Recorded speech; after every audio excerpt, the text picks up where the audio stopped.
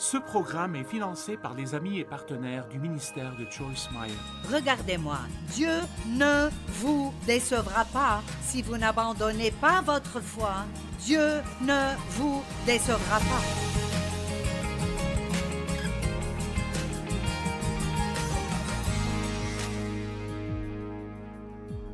Je fais une série que j'appelle Siéger, se tenir debout, marcher et courir. La Bible, en fait, nous dit de faire toutes les 4 de ces choses. Siéger en Christ, ce qui veut dire entrer dans le repos de Dieu. Ce genre de repos dont Peter parlait ce matin quand il nous a exhortés. Et le genre de repos que Dieu nous offre n'est pas nécessairement un repos pour nos corps, bien que ce soit très important aussi. Mais ce genre de repos est un repos pour votre âme. Vous pouvez avoir une vraiment bonne nuit de sommeil, mais si vous êtes en colère, alors vous n'êtes pas au repos. Vous pouvez aller en vacances, mais si vous êtes inquiet tout le temps, alors vous n'êtes pas au repos. Et tout doit être, ne manquez pas cela, tout doit être fait à partir d'une position de repos. Je travaille ici ce matin, mais je me repose en Dieu.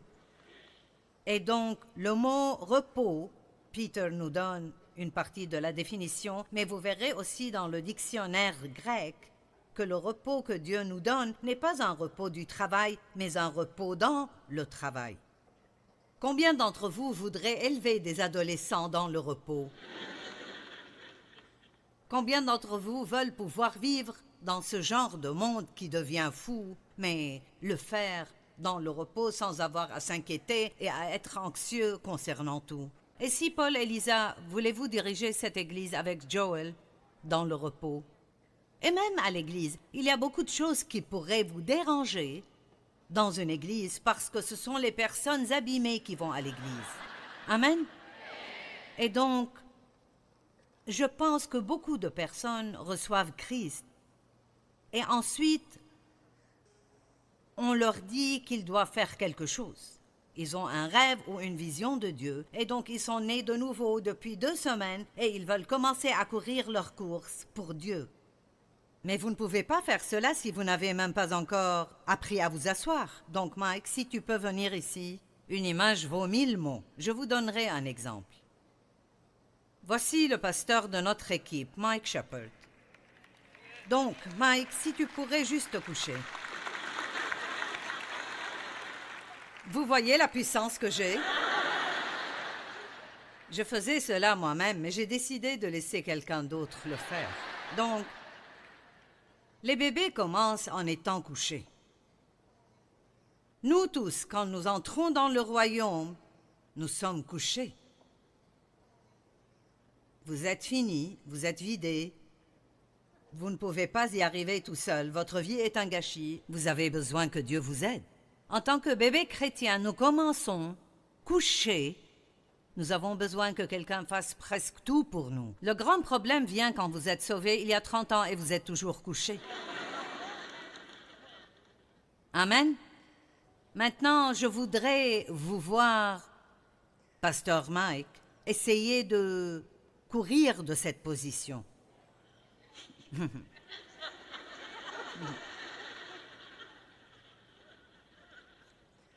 Savez-vous combien nous luttons en essayant de faire des choses avant leur temps parce que nous avons des choses qui ne marchent pas dans nos vies? Assieds-toi, s'il te plaît. Tu peux t'asseoir. Très bien. Maintenant, nous faisons du progrès. Ceci représente savoir qui vous êtes en Christ et entrer dans le repos de Dieu. Comme par exemple une personne qui siège en Christ se moque de ce que d'autres personnes pensent d'elle. Ne serait-ce pas soulageant? Ou bien c'est le moment d'arrêter de dire oui alors que votre cœur crie non. Oui, waouh, j'ai entendu un waouh, vous savez. Au lieu de sentir que vous devez garder tout le monde heureux, pourquoi ne pas suivre la direction du Saint-Esprit et le laisser vous rendre heureux? D'accord. Maintenant, en tant que bébé, la première chose que nous apprenons à faire est de nous asseoir. Puis nous rampons, nous marchons et nous courons. D'accord, tu peux te lever et te tenir debout. Vous voyez, en tant que chrétiens, on nous dit de tenir ferme et nous parlerons de tenir ferme à travers toute tempête dans la vie. Mais ce que je veux dire est, vous ne pouvez pas tenir ferme sur vos jambes si vous ne savez pas comment rester assis à l'intérieur. Comprenez-vous ce que je dis? D'accord. Maintenant, marche un peu. Nous allons parler de marcher dans la deuxième séance. Maintenant, cours. D'accord. Très bien, tu peux retourner à ta place. Après que Jésus soit ressuscité, la Bible le montre toujours comme siégeant. Celui qui siège sur le trône, il monta au ciel et siégea à la droite de Dieu, le Père. Auquel des anges Dieu a-t-il dit « Viens et siège à ma droite jusqu'à ce que je mette tes ennemis à terre sous tes pieds ». Si vous apprenez comment siéger en Christ, il mettra vos ennemis à terre sous vos pieds. La meilleure façon de combattre le diable est de rester dans le repos de Dieu. Vous m'entendez? La meilleure façon de combattre le diable est de vous accrocher à votre paix et de rester dans le repos de Dieu. Mais la bonne nouvelle est dans Éphésiens 2:6, il dit que nous siégeons avec Christ dans les lieux célestes. Je suis en train de faire un petit résumé de la nuit dernière. Donc, je suis à 2 endroits maintenant. Je suis ici sur cette plateforme, je marche un peu, mais intérieurement, je siège avec Christ dans les lieux célestes. Je ne peux pas vous dire combien c'est plus facile pour moi maintenant que ça l'était quand j'ai commencé il y a 40 ans et j'étais si préoccupée par ce que tout le monde penserait de mon message. J'étais inquiète. Est-ce que j'ai le bon message de Dieu? Ai-je fait la bonne chose? Et oh mon Dieu, si quelqu'un part pendant que je prêche, ça me faisait quelques jours de tourment juste après. Allez, mais je ne fais pas ceci maintenant. Il y a 4 ou 5 personnes qui sont parties au milieu de mon sermon. Je ne pense plus, ils ne m'aiment pas, je pense peut-être que quelqu'un ne se sentait pas bien. Vous pouvez penser comme il faut quand vous savez comment entrer dans le repos de Dieu. Vous ne pensez pas toujours négativement, vous pensez positivement et vous croyez pour le mieux. Donc nous voulons parler de tenir ferme ce matin parce que nous tous, nous devons tenir ferme beaucoup. En tant que chrétiens, nous nous tenons fermes et nous attendons Dieu pour les percées dont nous avons besoin dans nos vies. Et elles viendront. Dieu ne sera pas en retard. Mais j'ai remarqué qu'il est normalement pas en avance. Est-ce que quelqu'un d'autre a remarqué ça chez Dieu? Ne vous demandez-vous pas parfois si tu peux venir à la dernière minute? Pourquoi n'es-tu pas venu il y a 3 mois pour que je n'ai pas à passer par tout cela? Eh bien, il nous fait passer par tout cela jusqu'à ce que nous arrivions au point où nous disons « Je ne vais plus jamais passer par cela ». J'ai assez d'expérience avec Dieu pour savoir qu'il agira. Je ne sais pas quand, mais je sais qu'il agira. Donc, je vais juste vivre pleinement ma vie pendant que j'attends. L'expérience avec Dieu est si précieuse. Au début, vous entendez juste quelqu'un d'autre vous raconter son expérience, mais quand vous obtenez votre propre expérience, alors personne ne pourra plus jamais vous l'enlever. Amen, amen. J'aime cette dame au fond, elle m'encourage continuellement. Tenons ferme contre le diable. Vous savez, il est un menteur et c'est si important de savoir qui nous sommes en Christ. Ce matin, j'étudiais ce message ici, assise en buvant mon café. J'étudiais à 5h15 ce matin, vous savez. Et quand vous êtes fatigué, c'est un temps facile pour que le diable essaye de vous attaquer. D'accord. Donc, j'ai prêché hier soir, je suis rentrée, je me suis couchée. Je me suis levée ce matin et je pensais qu'il était 5 heures. Alors j'ai commencé ma routine et j'ai réalisé qu'il était 4 heures et j'ai pensé, alléluia, je peux rentrer au lit 1 heure de plus. C'était comme recevoir un grand cadeau. Mais j'étudiais et j'ai entendu Ce petit chuchotement, le diable, il est venu de nulle part. C'est fini pour toi. Ta prédication n'est pas aussi bonne qu'elle l'était. Eh bien, comme j'ai de l'expérience avec Dieu, je savais que c'était le diable. Je ne pensais pas que c'était Dieu. Je ne le croyais pas, même pas pour une seconde. Amen.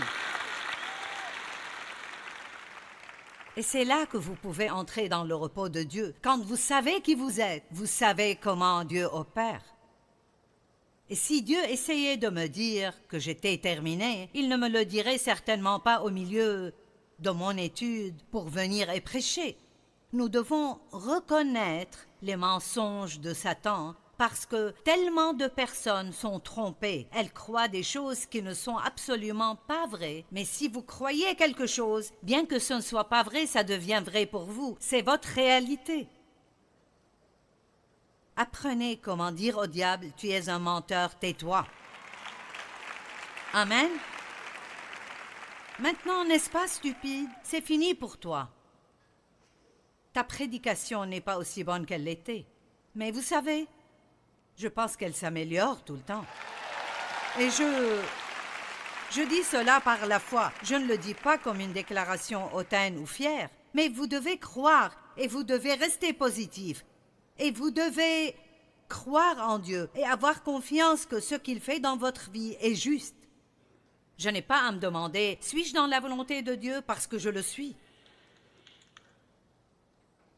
Nous nous tenons fermes et nous combattons le combat de la foi. 1 Timothée 6, 12.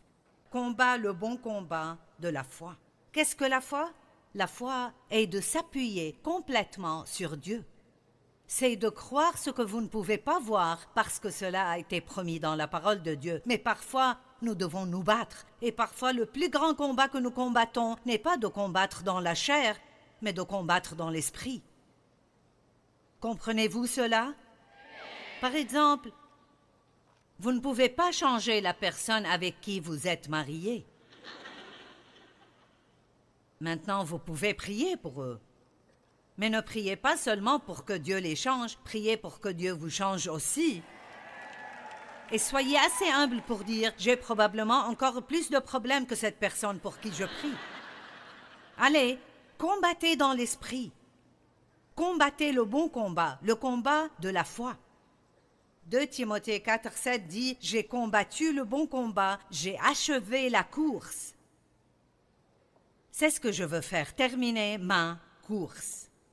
Mes enfants n'aiment pas vraiment ça quand je dis ça, mais j'espère un peu que quand Dieu me prend, je sois en train de prêcher. Ce ne sera pas bon pour vous, mais j'aimerais cela. Ne serait-ce pas une bonne façon de partir? En faisant juste ce que vous avez été appelé à faire et ce que vous aimez faire, vous savez. Je ne veux pas de douleur non plus. J'aimerais juste être une de ces personnes qui partent sans douleur. Pour terminer notre course, nous avons besoin d'être forts. Mais rien du reste de ceci n'arrivera. Vous ne pourrez pas résister à l'ennemi, vous ne pourrez pas marcher la marche de la foi. Il y a tellement de choses que la Bible nous dit. Marcher dans l'amour, marcher dans la foi, marcher dans la paix. Vous savez, marcher comme Christ a marché. Nous avons une marche à marcher. Ce sont toutes les décisions que nous prenons dans notre vie. Mais nous ne pouvons pas les prendre à moins d'apprendre d'abord à nous asseoir, parce que quand vous commencerez à marcher, vous tomberez. Et si vous ne savez pas vous asseoir en Christ, si vous tombez, vous vous sentez condamné. Mais si vous savez qui vous êtes en Christ, vous pouvez vous lever.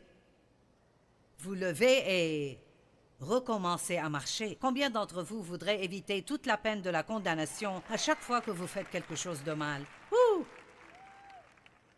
Seigneur, aie pitié, j'ai gaspillé tant d'années à faire cela. Il y a un homme dans le chapitre 5 de Jean. Je me moque un peu de lui. Parce qu'il était allongé depuis 38 ans au même endroit et attendait que quelqu'un vienne faire quelque chose pour lui. Jean chapitre 5, 1 à 8, il dit qu'il y avait à Jérusalem une piscine appelée la piscine de Bethesda. Et donc, c'était à Bethesda. Et il y avait 5 porches là-bas.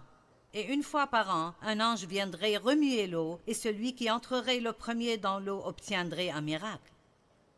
Et ainsi, ces gens malades, aveugles, boiteux, estropiés, se couchaient autour de cette piscine en attendant de voir qui obtiendrait un miracle l'année suivante. Et Jésus est passé par là, et il y avait un homme, et il lui dit, « Depuis combien de temps es-tu là » ? 38 ans. 38 ans ? Je me demande si certains d'entre vous êtes couchés depuis 38 ans, comme Mike était allongé ici. Allez, eh bien, aujourd'hui, il est temps de se lever. Eh bien, quand Jésus a commencé à lui poser des questions, et Jésus savait depuis combien de temps il était couché là, la Bible dit qu'il essayait de le choquer pour qu'il réalise cela. Et donc, peut-être que c'est un peu ce que j'essaye de faire en ce moment. Depuis combien de temps tournez-vous autour de la même montagne stupide ?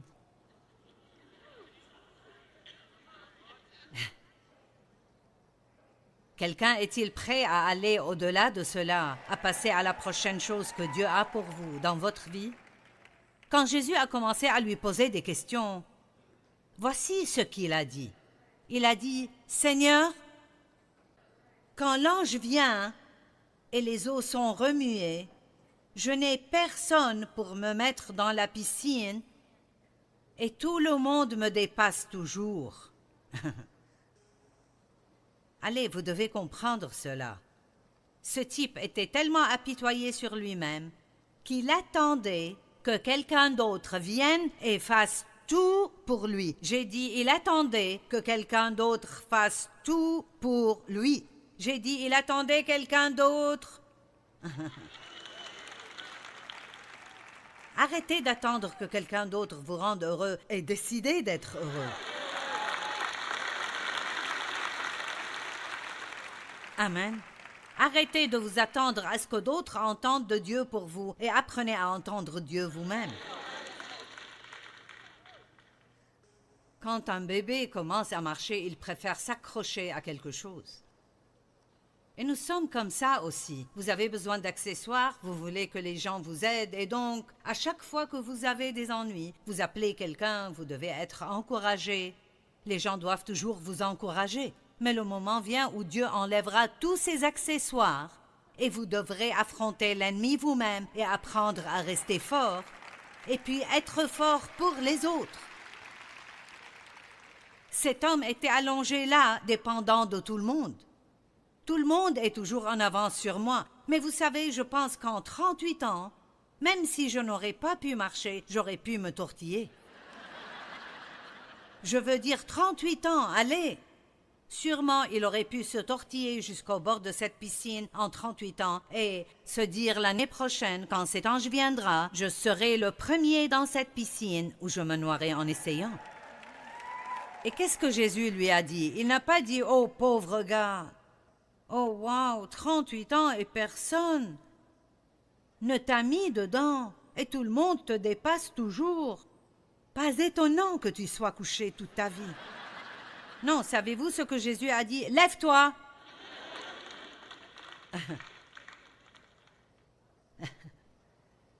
Lève-toi! Dans la Bible, il y a un grand point d'exclamation. Et puis il a dit, « Et ramasse ton lit, prends-le avec toi. » Non seulement Dieu veut que nous nous levions, mais il veut que nous nettoyions notre pagaille que nous avons fait toutes ces années où nous ne faisions rien.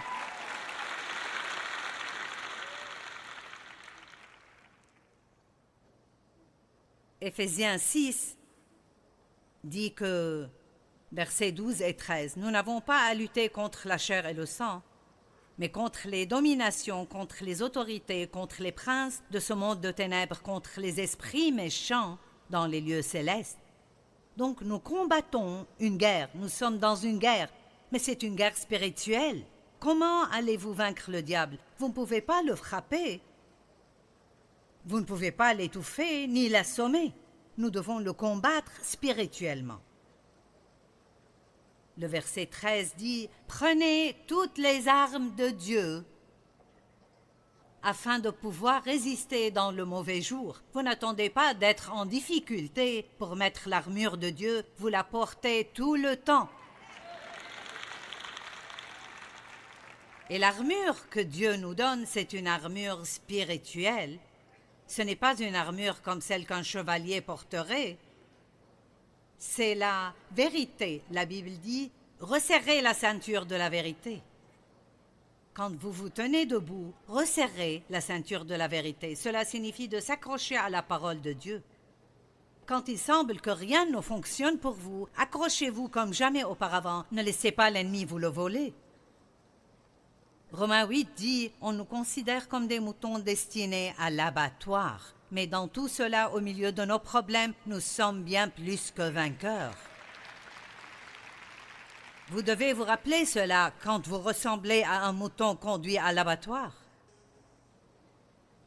Certains sont à cet endroit en ce moment. Vous dites à un non-croyant que vous avez la victoire et il pense que vous avez perdu la tête. Parce que pour eux, ce qu'ils voient, c'est que rien ne fonctionne. Amen. Et c'est ce que le diable veut que vous croyiez. Vous perdez votre temps. Mais vous serrez cette ceinture de la vérité et vous dites « Ma percée viendra, Dieu est fidèle. »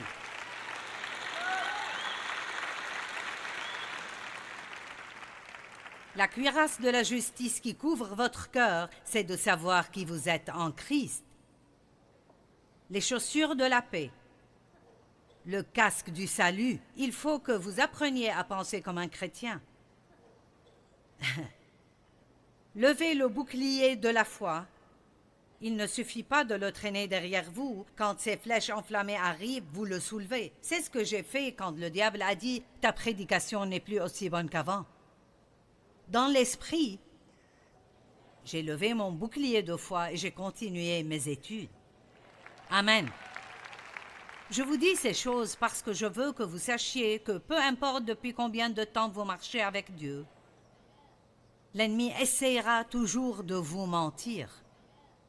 C'est peut-être un peu moins fréquemment, mais je pense à cela et je pense que c'est incroyable. Après toutes ces années et tous les milliers et milliers de sermons que j'ai prêchés, pourquoi vraiment, au milieu de mes études, est-ce que j'entendrai quelque chose comme ça? Parce que Satan est un menteur et il veut toujours vous faire. Maintenant, écoutez, doutez de vous-même. Allez, nous avons 3 personnes heureuses ici. Attention, je commence à m'enthousiasmer.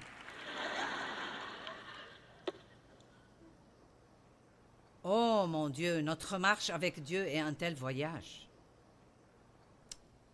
L'épée de l'esprit, vous maniez l'épée de l'esprit qui est la parole de Dieu. Lorsque vous êtes dans une bataille, vous devez déclarer la parole de Dieu. Et couvrez le tout avec la prière. Oh, j'aime la prière, la simplicité et la puissance de la prière.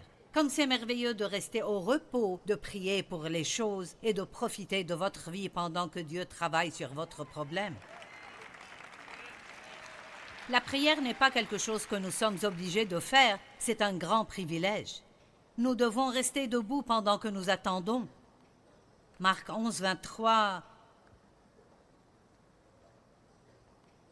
dit « Ayez foi en Dieu ». Dit Jésus, « Je vous le dis en vérité, si quelqu'un dit à cette montagne, « Jette-toi dans la mer », et s'il ne doute point en son cœur, mais croit que ce qu'il dit arrive, il le verra s'accomplir. C'est pourquoi je vous dis, tout ce que vous demanderez en priant, croyez que vous l'avez reçu, et vous le verrez s'accomplir. Une autre traduction dit, « Et vous l'obtiendrez ». Donc vous demandez, vous croyez que vous avez reçu ce que vous ne pouvez pas encore voir, et vous l'avez dans votre cœur, et ensuite vous l'aurez. Mais il y a une petite chose qu'il n'a pas dite ici, et je ne sais pas si vous l'avez déjà remarqué, il ne vous dit pas quand vous l'obtiendrez. Regardez-moi, Dieu ne vous décevra pas si vous n'abandonnez pas votre foi. Dieu ne vous décevra pas. Quelqu'un a besoin d'entendre cela. Il ne fait peut-être pas ce que vous voulez qu'il fasse, mais il fera quelque chose de mieux que vous n'étiez pas encore assez intelligent pour savoir comment le demander. Dieu est fidèle. Ce n'est pas seulement un chant que nous chantons. Grande est ta fidélité. Il est fidèle.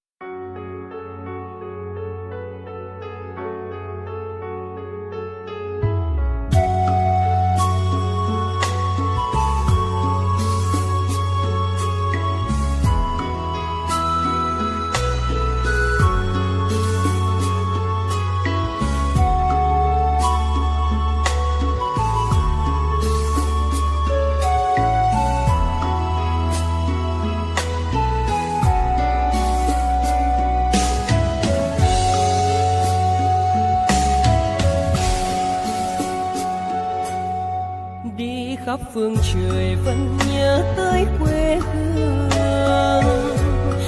Người về đây thăm làng Trù quê mẹ và làng Sen quê cha, xúc động bồi hồi người rơi giọt lệ, thương mái nhà tranh thương đất mẹ nghèo. Đi suốt cuộc đời